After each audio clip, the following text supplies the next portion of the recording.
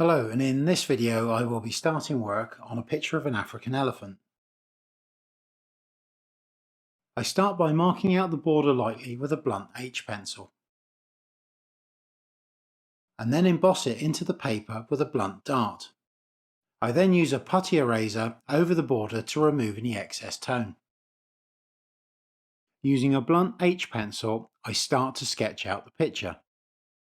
As such, the initial drawing is only a guide, and will eventually disappear under detail or will be erased as the picture progresses. The reference photograph is actually a composite of two images created in Photoshop. The main original photograph, which was given to me by a friend, is actually a portrait shot of the elephant. But by incorporating another image and then cropping in on a narrow portion of the face, you can really change the composition of the picture. At some point I will do a video showing how you can take more than one piece of photographic reference and combine them to create a different composition. I roll a point on a putty eraser to make any alterations to the picture that I need, and this can be done quite easily as the H pencil has only been used lightly. I always try to keep the initial drawing as simple as possible, avoiding putting too many of the wrinkles in to start with, as these can become confusing at this stage.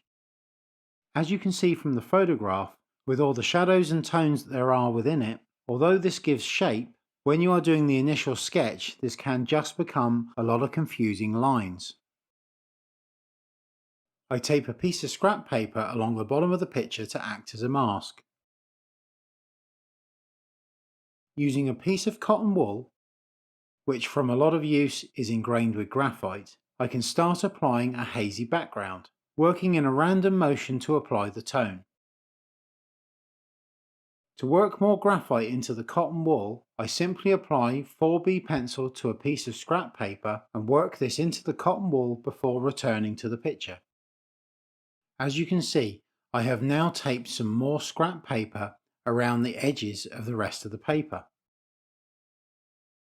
Using a blending stump, I start to apply tone to some of the darker edges left by using the cotton wool, using a random pattern to create the effect of a slightly dusty appearance to the bottom part of the picture. Again, if the blender needs more graphite applied to it, I can simply use the same process as I did with the cotton wool. After using the blender, I just soften the look slightly by dabbing the cotton wool over it, and then highlight some of the edges with a putty eraser. Now starting to work on the elephant itself, I first remove the excess tone that has been brushed into it with the putty eraser. Using the blending stump, I start to build up some of the shading in the face and ears.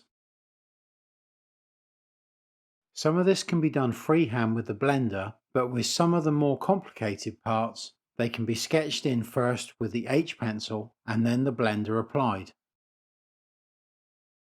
Again, if I need to, I can apply highlights with the putty eraser.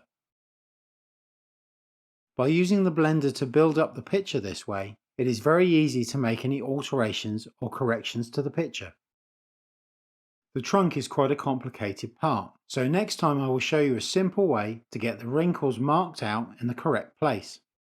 Any questions, feel free to leave them in the comments section below, and I will do my best to answer them. All materials that I use are linked in the description below. These are affiliate links, so I do earn a small commission for anything that is purchased, with no extra cost to you, and this helps me to continue making content for this channel. Thank you for watching, and I will see you in the next one.